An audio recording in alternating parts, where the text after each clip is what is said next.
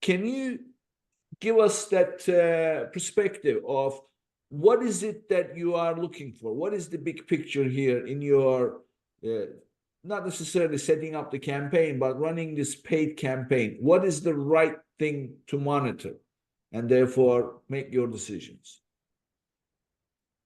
Yeah. When it comes to campaign structure specifically, I mean, you're talking a lot more about like how we set our bids initially and things like that. And kind of to bring it back to your first point about seeing SKU level data, this is directly tied into campaign structure. You definitely can have access to, what it's costing you, your customer acquisition cost.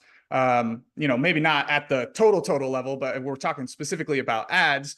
And we're running ads, we can definitely do some simple calculations to figure out what that customer acquisition cost is at an individual SKU level. So is that what you're kind of getting at? Like, I think you can definitely do that. So I wasn't really sure what you were asking. Yeah, because this is where I'm coming from. So ultimately, now we're recording this in January 2024. So as of this moment, there are 4 different types of campaigns you can run, right? So you have sponsored products, and you have sponsored brand, sponsored display, and sponsored TV, right? Yep. So those Yep. are the 4 kind of campaigns.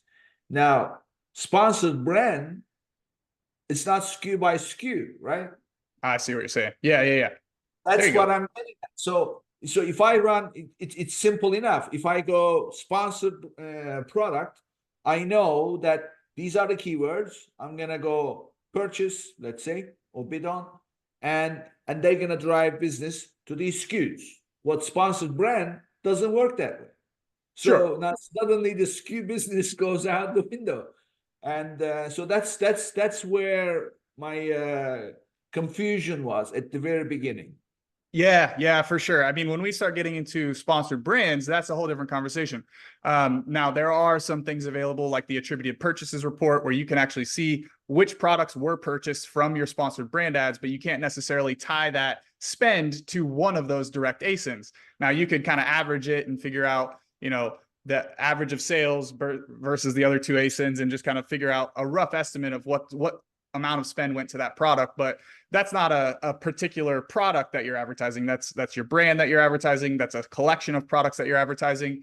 And in those situations, I'm not necessarily as concerned about whether that sponsored brand ad contributed to a particular product sale. If that's my goal, if my goal is to drive sales on one SKU, one very specific SKU, sponsored brands is not going to be the answer. I'm going to look more towards sponsored products where I have that much more precise control.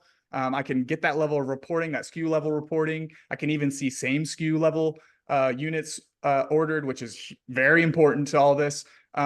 So yeah, whenever you talk about sponsored brands, you do run into some of those issues with attributing spend and getting those kind of top level metrics. But I think in general, that's going to represent a smaller portion of your budget anyway. I'd say that, roughly 80% of your ad budget should be allocated to sponsored products to begin with. And that's going to be the lion's share of your sales and the lion's share of your spend, and really what deserves the most attention. And kind of where I wanted to focus this conversation was around sponsored products, because I audit accounts all the time. I see accounts. I've been in the space for a long time. I've seen a variety of different things. And there's a few things that people are still doing that I think are really creating a lot of like confusion and chaos within the space that I think we could kind of drill into real quick and just kind of share like